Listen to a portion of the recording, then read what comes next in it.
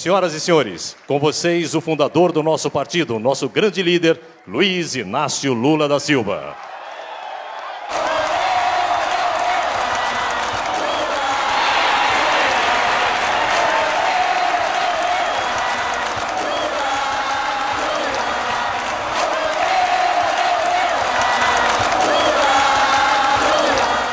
Dois anos depois de ter deixado o governo, eu já não aguento mais os números do governo. Eu já não aguento mais falar da educação, falar do Brasil sem miséria, do Bolsa Família, do assentamento. Ou seja, eu já tenho na cabeça, decoro os números. E eu dizia para a presidenta Dilma agora, nós precisamos fazer um decreto e uniformizar esses números, porque dependendo com que a gente fala, os números são díspares demais. Mas o dado concreto é que os números já foram ditos. E eu queria falar um pouco de política e de democracia do exercício do nosso mandato. Todo mundo sabe, porque eu já contei durante muito tempo, que havia dúvida se a gente teria ou não condições de dar certo. Eu não cumprimentei o nosso querido presidente da UNE, sabe, está cumprimentado agora, Daniel. Eu tinha a preocupação de que a gente pudesse ser um fracasso, porque nas reuniões que nós fazíamos, parecia tudo muito difícil. Quando a gente é oposição, a gente faz com que tudo pareça pior do que é na verdade. É só ver os tucanos agora. É só ver como é que eles falam de nós. E às vezes eu pensava, mas será que os meus amigos do PT querem que eu seja presidente da República e ali do Brasil acabou? O Brasil não vai dar certo. Não tem como consertar. Eu falava, que desgraça é essa que me elegeram para uma coisa que não vai dar certo? Ou seja, quando nós chegamos no governo, e você sabe, companheira, que eu de vez em quando agradeço pelo fato de ter perdido 3 eleições, porque nessa derrota a gente aprendeu mais, a gente formou gente. Você imagina se eu tivesse trazido você para o Ministério antes de você passar pela Secretaria Municipal, pela Secretaria Estadual do Rio Grande do Sul. Imagina se eu trouxesse gente que não tivesse passado por experiências administrativas em cidades, em estados. E eu firmei uma convicção de que a gente não podia errar. Não haveria chance para erro, porque eles são implacáveis. Eles são implacáveis. Eles não perdoam. Eles não gostam de governo de esquerda e não gostam de governos progressistas.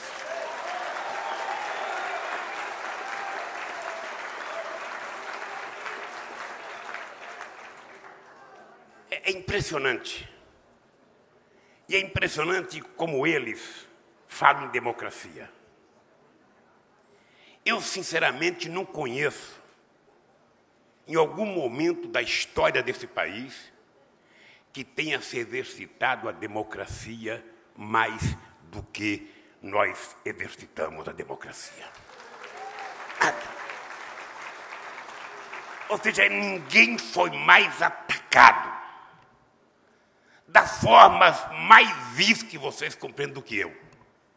E nunca disse uma palavra contra ninguém. Eu sempre achei que era possível, trabalhando, a gente provar que era possível derrotar a ideia de que alguém que não quer respeitar a democracia pode querer derrubar um governo ou tirar um governo. Eu tinha a convicção de que a gente estava plantando corretamente, a gente ia colher o que a gente tinha plantado. Eu tinha a convicção que era possível fazer com que o pobre tivesse ascensão nesse país. Mas sabe, companheira Miriam, companheira Tereza e companheiras, que não foi fácil, porque eles não acreditaram e continuam não acreditando. Gente do céu, eu acabei de criar, Valdir Pires, uma coisa chamada porta da entrada, que era o Bolsa Família para os pobres. Eles logo inventaram que era de criar uma porta de saída. Os coitados nem tinham entrado. A gente nem tinha cadastrado as pessoas e eles já inventaram aqui uma porta de saída. Mas que desgraça, deixa o pessoal tomar um trago pelo menos. Deixa o pessoal comprar um lanche com o Bolsa Família, alguma coisa, já queriam tirar. E é engraçado como que bilhões para eles, sabe, não traz problema e, sabe, pouquinhas dezenas de milhares para os pobres trazem problemas, inquietações. E o preconceito quando começaram a dizer que pobre vai virar vagabundo. Está criando uma sociedade de vagabundos, eles não querem mais trabalhar, vai receber o Bolsa Família, para que trabalhar? E eu lembro que quando se discutia férias nesse estado e nesse país, dizia-se, não pode dar férias aos trabalhadores, porque o trabalhador vai ser prejudicado. O ócio leva o trabalhador a beber. Então, ele não pode, sabe, ter férias. Que desgraça é essa? Ele tem que trabalhar, porque se ele parar, ele vai beber. Vai bater na mulher, não tinha a lei Maria da Penha. Ele vai... Pois bem, eu não sei, a companheira Dilma, a Marisa e vocês acompanharam bem, que cada coisa que a gente fazia para os pobres nesse país, havia sempre, sabe, um pseudo, sabe, cientista político, sei lá o que era, intelectual, ou jornalista, ou colunista, que aparecia dizendo, isso não vai dar certo. Isso é assistencialismo, isso é populismo, e isso vai ensinar o povo a virar vagabundo. Ou seja, uma descrença total numa grande parcela da sociedade, que sempre foi a maioria. E a gente temava, eu lembro o coitado do Graziano, que hoje é diretor-geral da FAO, quando nós criamos o programa Fome Zero. Eu lembro quando o Wagner mandou, a gente aprovou no Congresso o primeiro emprego. Ou seja, tudo era para não dar certo. Eu, na ausência de partido de oposição, um setor da imprensa fazia oposição. Eu fico preocupado porque quando eu faço crítica, Rui, você que é jornalista importante, eu fico preocupado porque quando eu faço crítica à imprensa, eles escrevem Lula ataca a imprensa. Quando eles me atacam, ele fala, fizemos uma crítica. Ou seja,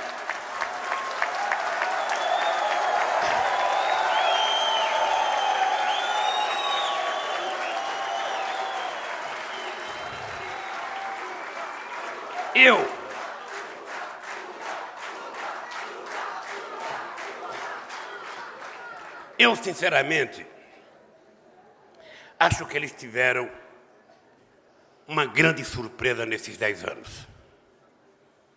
Foi quando eles pensaram, companheira, que em 2006 eles tinham nos derrotado.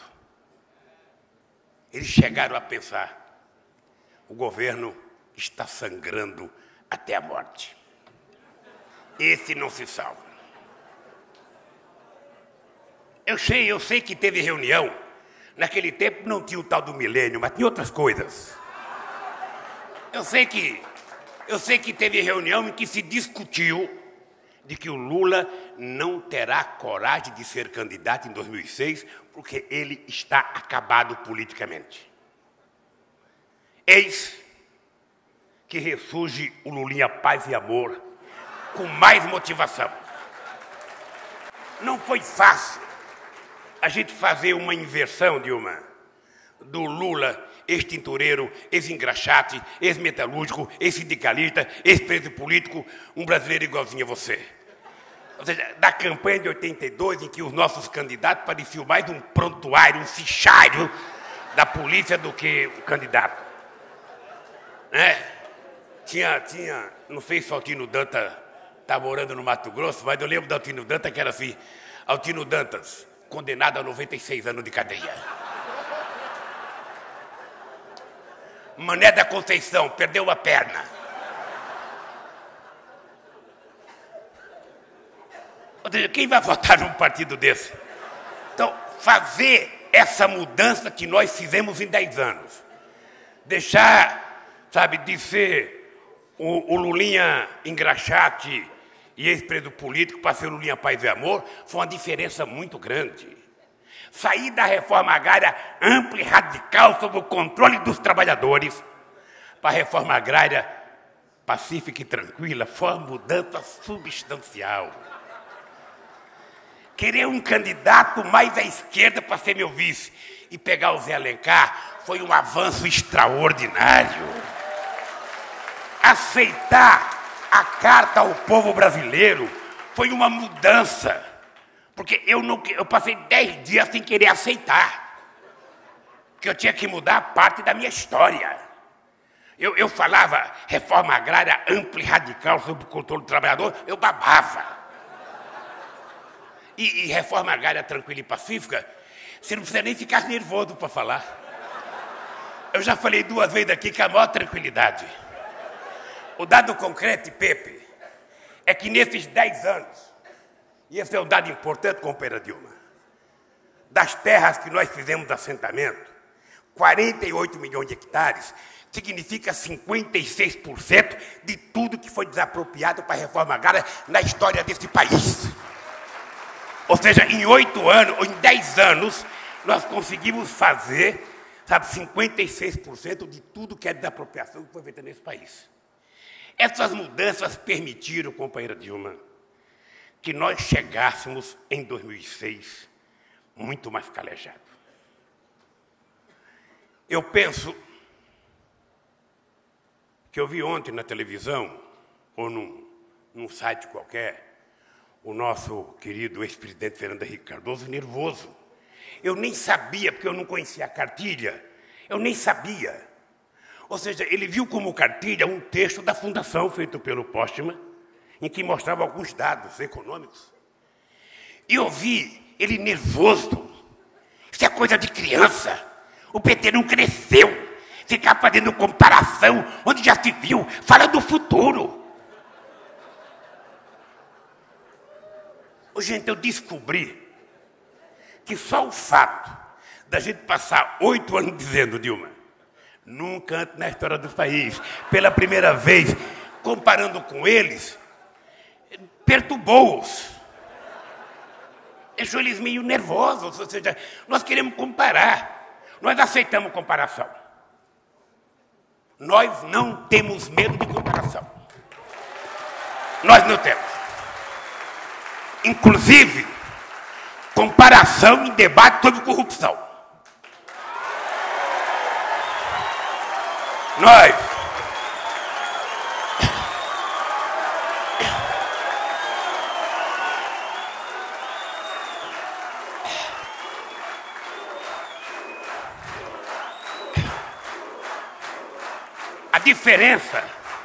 A diferença nesses 10 anos, qualquer mulher sabe, e qualquer homem que reparta as tarefas de casa, que a mulher também sabe, que tem 2 formas de sujeira aparecer.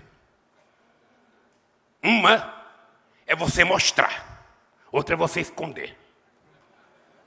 E nós, digo assim, de cara limpa, olhando para você e olhando para a televisão que está ali na frente, eu duvido que tenha na história do país um governo que criou mais instrumentos e mais transparência para combater a corrupção do que o nosso governo.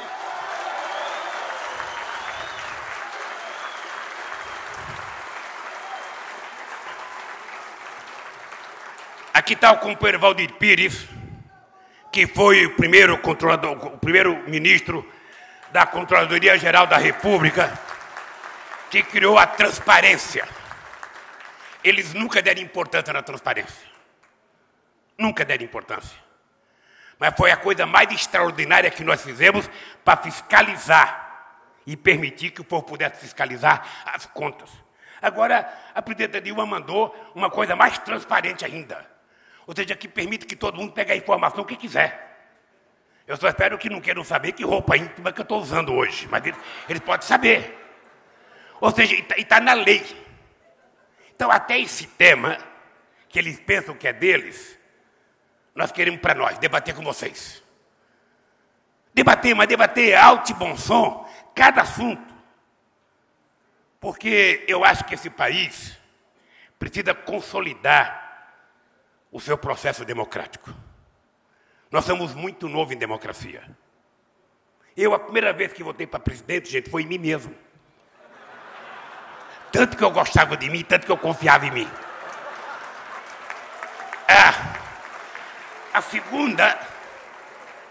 A segunda votação que eu fiz foi em mim mesmo. A terceira, por azar, foi num poste. Sabe, que está iluminando o Brasil. Sabe? E isso incomoda. E nós do PT precisamos aprender a lição nesses 10 anos. É de que nós temos todos os méritos, mas nós temos que agradecer que foi a teoria do Lulinha Paz e o Amor que permitiu que a gente tivesse a sabedoria de construir uma base aliada com partidos que pensam diferente de nós e criamos as condições de ensinar este partido a conviver democraticamente na diversidade. Quando a gente teimou em errar, esporadicamente a gente pode ter dado certo em algum momento. Mas na maioria das vezes a gente quebrou a cara. Porque ganhar é mais fácil do que governar. E nós sabemos o quanto é importante manter uma base aliada com gente que às vezes a gente até não gosta. Ora, mas eu não estou convidando ninguém para casar. Para casar, eu casei com a marido, eu estou convidando para fazer política junto, para subir num palanque, para construir compromissos políticos. Eu acho que essa sabedoria nós aprendemos nesses 10 anos, companheira. Nós aprendemos e você está com muito mais possibilidade de consolidar. Você tem hoje uma folga melhor no Congresso, porque nós temos mais gente eleita em todos os partidos, na Câmara. Você não tem a pressão que nós tivemos no primeiro mandato no Senado. Hoje está muito mais folgado. Hoje está muito mais tranquilo. E todo mundo aprendeu. Então, meus queridos companheiros e companheiras, esses 10 anos, eu quando imaginei que a gente deveria fazer um ato para comemorar os 10 anos, eu, na verdade, tinha imaginado que não era para estar falando a Dilma, para estar falando o Lula, para estar falando o Rui Falcão, o Haddad. Eu imaginava que a gente deveria ter sentado aí e ter colocado o povo para desfilar falando. Para a gente ouvir o que eles sentiram. Porque quando a gente fala daqui, a gente está falando do que a gente fez. Mas é muito mais prazeroso a gente ouvir eles falarem o que nós fizemos, o que significou para eles. Eu tenho recebido muitos e-mails, eu acho que a presidenta Dilma também, dos alunos do ProUni.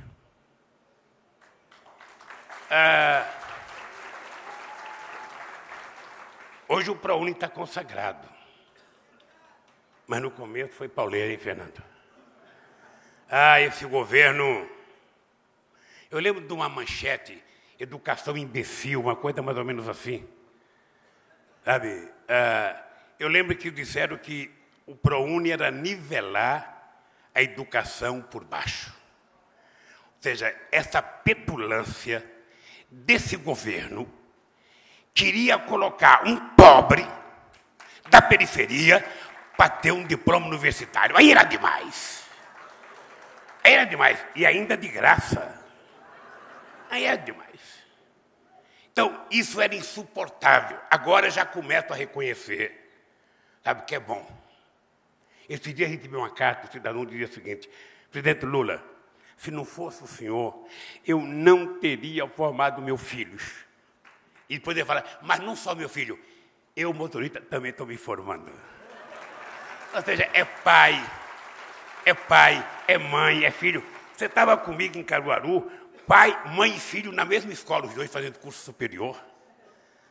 Então, essa revolução, companheira Dilma, ela depende disso que nós fizemos aqui.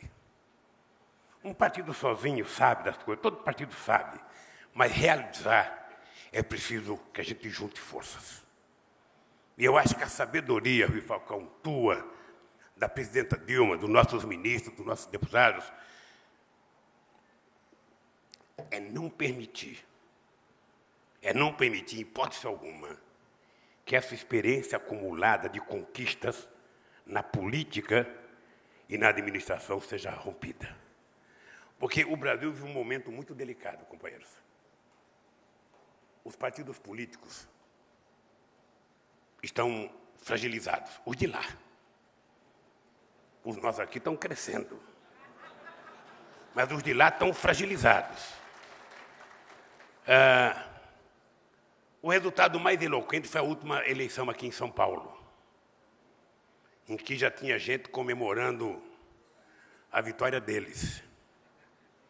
Porque esse moço, como a presidenta Dilma, nunca tinha sido nada, nunca tinha sido vereador, nunca tinha sido nada, por que ia ser candidato? Eles estão inquietos, porque eles percebem que eles estão sem valores, eles estão sem discurso, eles estão sem propostas. Porque toda e qualquer coisa que eles pensarem em fazer, nós fizemos mais e fizemos melhor. Mais e melhor. É por isso que nós queremos fazer esse debate. Fazer esse debate com eles, fazer esse debate com a opinião pública, fazer esse debate com a imprensa. Se tem uma coisa que nós não temos que ter medo, é do debate. E fazer o debate não no nível que eles querem apenas, mas no nível que nós queremos. Sobre qualquer assunto, Zé. Você viu que quando você partiu para cima aqui em São Paulo, falando de segurança pública, que eles nem aceitavam ajuda nossa, eles afinaram. Porque aqui em São Paulo era difícil fazer acordo, eles não queriam fazer acordo. O governo não era uma coisa simples de trabalhar. Você pega os estados em que a gente conseguia fazer acordo, as coisas fluíam com muita facilidade. Então, esses 10 anos de ensinamento podem permitir que a gente tenha consagrado definitivamente um novo jeito de fazer política nesse país. Um jeito democrático, respeitoso. Ou seja, qual é o legado que nós deixamos, companheira Dilma? É a nossa relação com a sociedade. É saber, cada dirigente sindical, cada pobre, cada morador de rua, cada, trabalhador organizado junto com os sem teto, com os sem casa, sabe que eles têm nesse governo uma guarida. Eles sabem que de vez em quando você está de mau humor. Mas eles sabem que mesmo com mau humor, você não esquece com quem que você tem compromisso nesse país. Você não esquece para que você foi eleita nesse país. Então, olha, eu queria terminar dizendo a vocês que acontece que a presidenta Dilma tem que ir para Brasília e o aeroporto de Congonhas funciona até um pouco tempo e ela não pode chegar lá depois das 10 e pouco. Mas uma coisa importante que eu vou dizer para vocês, eu estava aqui no discurso, Dilma, que eu deixei da pasta, eu ainda não sei manusear tudo isso aqui, mas eu peguei um discurso que um dos possíveis adversários nosso, em 2014, fez hoje, tentando mostrar os 13 erros do PT. Presidente do PT. É uma coisa muito interessante, porque vai permitir que os nossos senadores sintam prazer de ser senadores debatendo com eles. Os nossos senadores Porque é impressionante como os senadores do PT gostam de ser candidatos a prefeitos e governadores e menos de senadores. Eu agora acho que o Aécio proporcionou a vocês o direito de ser senadores e gostar de ser senador da República. Mas, Dilma, eu não vou responder a eles. Eu queria apenas dizer para vocês, nesses 10 anos do PT, de comemoração de governo democrático e popular, dizer que a resposta que o PT deve dar a eles é a gente dizer para eles que eles podem se preparar, eles podem juntar quem eles quiserem, porque se eles têm dúvida, nós vamos dar como resposta a eles a reeleição da Dilma em 2014 nesse país. É essa a consagração da política do Partido dos Trabalhadores. Um grande abraço, companheiros, e vamos ouvir a nossa presidenta.